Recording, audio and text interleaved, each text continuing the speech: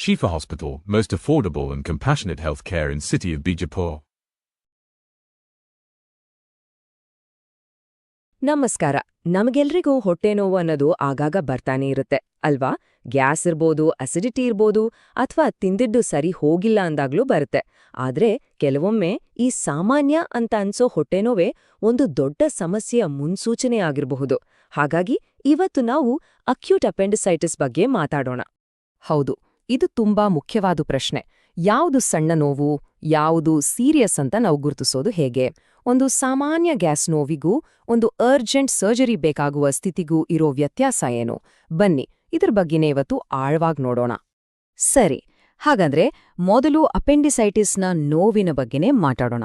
ಯಾಕಂದ್ರೆ ಇದು ಬೇರೆ ಹೊಟ್ಟೆನೋವಿಗಿಂತ ತುಂಬಾನೇ ಬೇರೆ ರೀತಿ ಇರುತ್ತೆ. ಅದು ಯಾಕೆ ಹಾಗೆ, ಅದರ ಹಿಂದಿನ ಕಾರಣ ಏನು ಅಂತ ಈಗ ನೋಡೋಣ. ಅಪೆಂಡಿಕ್ಸ್ ಅಂದ್ರೆ ಏನೂ ಇಲ್ಲ, ಅದು ನಮ್ಮ ದೊಡ್ಡ ಕರಳಿನ ತುದಿಯಲ್ಲಿರೋ ಒಂದು ಚಿಕ್ಕ ಬೆರಳಿನ ಗಾತ್ರದ ಟ್ಯೂಬ್. ಏನಾದ್ರೂ ಕಾರಣಕ್ಕೆ ಇದು ಬ್ಲಾಕ್ ಆದಾಗ ಒಳಗಡೆ ಬ್ಯಾಕ್ಟೀರಿಯಾ ಸೇರ್ಕೊಂಡು ಕೀವು ತುಂಬಿ ಒಂದು ಬಲೂನ್ ತರ ಊದ್ಕೊಳ್ಳುತ್ತೆ. ಇದನ್ನೇ ನಾವು ಅಪೆಂಡಿಸೈಟಿಸ್ ಅಂತ ಕರೆಯೋದು. ಈಗ ನೋಡಿ, ಗ್ಯಾಸ್ ನೋವಿಗೂ ಅಪೆಂಡಿಸೈಟಿಸ್ ನೋವಿಗೂ ಇರೋ ವ್ಯತ್ಯಾಸಗಳನ್ನ. ಗ್ಯಾಸ್ ನೋವು ಸಾಮಾನ್ಯವಾಗಿ ಬಂದು ಹೋಗುತ್ತೆ, ಹೊಟ್ಟೆಯ ಬೇರೆ ಬೇರೆ ಕಡೆ ಕಾಣಿಸ್ಕೊಳ್ಳುತ್ತೆ.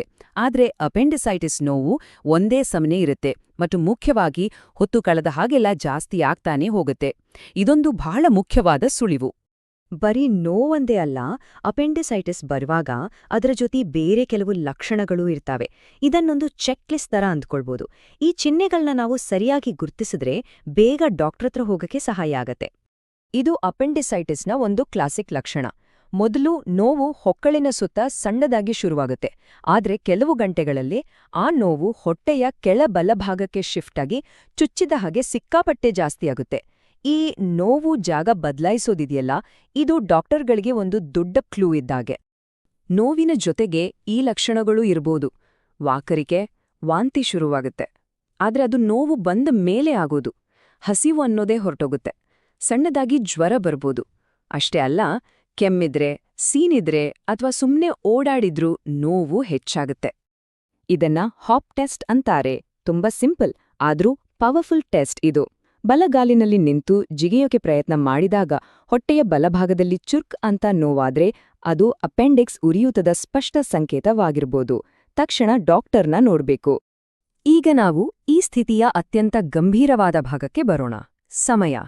ಅಪೆಂಡಿಸೈಟಿಸ್ ವಿಷಯದಲ್ಲಿ ಒಂದೊಂದು ಘಂಟೆನೂ ತುಂಬಾನೇ ಮುಖ್ಯ. ಇದು ನಿಜವಾಗ್ಲೂ ಒಂದು ರೀತಿ ಟೈಮ್ ವಿರುದ್ಧದ ಓಟ ಇದ್ದ ಹಾಗೆ. ಯಾಕಂದ್ರೆ ತಡ ಮಾಡಿದಷ್ಟೋ ಅಪಾಯ ಜಾಸ್ತಿ. ಈ ಟೈಮ್ಲೈನ್ ನೋಡಿ. ಮೊದಲ 24 ಗಂಟೆ ಒಳಗಡೆ ಚಿಕಿತ್ಸೆ ಸಿಕ್ಕ್ರೆ ಆಪರೇಷನ್ ತುಂಬಾ ಸಿಂಪಲ್ ಆಗಿ ಮುಗಿಯುತ್ತೆ. ಆದ್ರೆ 48 ಗಂಟೆಗಳ ಮೇಲೆ ಹೋದ್ರೆ ಅಪೆಂಡಿಕ್ಸ್ ಒಡೆದು ಹೋಗೋ ರಿಸ್ಕ್ ಜಾಸ್ತಿ ಆಗುತ್ತೆ. ಆಗ ಪರಿಸ್ಥಿತಿ ತುಂಬಾನೇ ಕಾಂಪ್ಲಿಕೇಟೆಡ್ ಆಗುತ್ತೆ. ಒಂದ್ ವೇಳೆ ಅಪೆಂಡಿಕ್ಸ್ ಒಡೆದರೆ ಏನಾಗುತ್ತೆ? ಅದ್ರೊಳಗಿನ ಕೀವು ಮತ್ತೆ ಸೋಂಕು ಇಡೀ ಹೊಟ್ಟೆಗೆ ಹರಡ್ಕೊಳ್ತೆ. ಈ ಸ್ಥಿತಿಯನ್ನ ಪೆರಿಟೋನೈಟಿಸ್ ಅಂತಾರೆ. ಇದು ಜೀವಕ್ಕೆ ಅಪಾಯ ತರುವಷ್ಟು ಗಂಭೀರವಾದದ್ದು. ಅದಕ್ಕೆ ಟೈಮಿಗೆ ಸರಿಯಾಗಿ ಟ್ರೀಟ್ಮೆಂಟ್ ತಗೊಳ್ಳೋದು ಅಷ್ಟು ಮುಖ್ಯ. ಇದೊಂದು ತುಂಬಾನೇ ಮುಖ್ಯವಾದ ಎಚ್ಚರಿಕೆ. ಈ ತರದ ಹೊಟ್ಟೆ ನೋವಿದ್ದಾಗ ದಯವಿಟ್ಟು ಪೇನ್ ಕಿಲ್ಲರ್ ಮಾತ್ರೆಗಳನ್ನ ತಗೋಬೇಡಿ.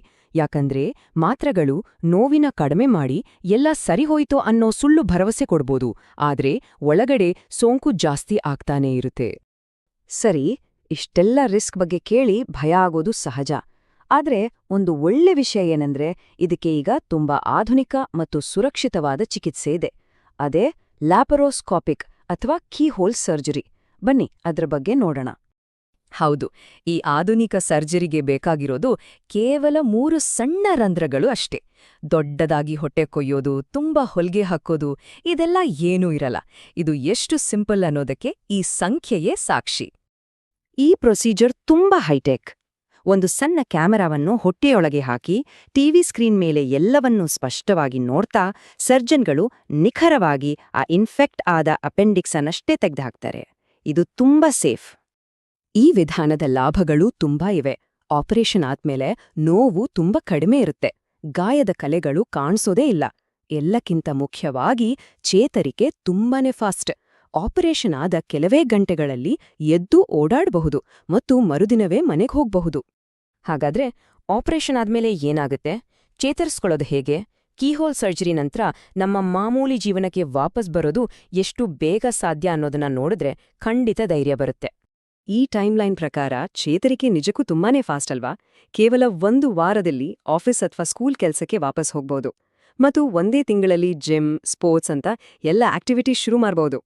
ಸರಿ, ಇಷ್ಟೆಲ್ಲ ಮಾತಾಡಿದ್ಮೇಲೆ ನಾವು ನೆನ್ಪಿನಲ್ಲಿಟ್ಕೋಬೇಕಾದ ಅತಿ ಮುಖ್ಯವಾದ ವಿಷಯ ಏನು? ಈ ಇಡೀ ಚರ್ಚೆಯ ಪ್ರಮುಖ ಪಾಠ ಏನು? ಈ ಒಂದು ಮಾತು ಇಡೀ ವಿಷಯದ ಸಾರಾಂಶ. ಹೊಟ್ಟೆಯ ಬಲಭಾಗದಲ್ಲಿ ನಿರಂತರವಾಗಿ ನೋವು ಕಾಣಿಸಿಕೊಂಡ್ರೆ ದಯವಿಟ್ಟು ಅದನ್ನ ಸುಮ್ನೆ ಬಿಡಬೇಡಿ. ಅನುಮಾನದಲ್ಲಿ ಇರೋದಕ್ಕಿಂತ ಡಾಕ್ಟರ್ ಹತ್ರ ಹೋಗಿ ಒಮ್ಮೆ ಚೆಕ್ ಮಾಡ್ಸೋದು ಯಾವತ್ತಿಗೂ ಒಳ್ಳೇದು. ಸುರಕ್ಷಿತವಾಗಿರಿ.